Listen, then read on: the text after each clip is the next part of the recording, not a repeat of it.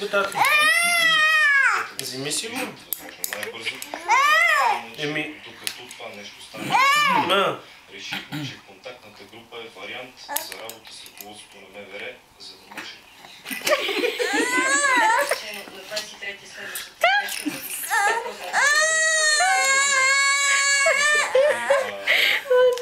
не мога да кажа, че ще има сроковете, които сме значи първата работа среща.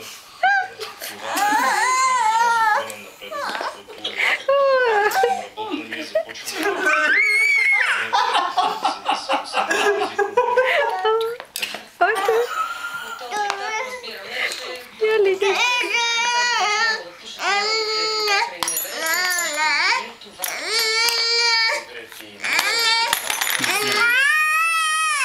няма бъде с крака. България може да получи 2 милиона кубически. Защо си ги остави да си ги взема?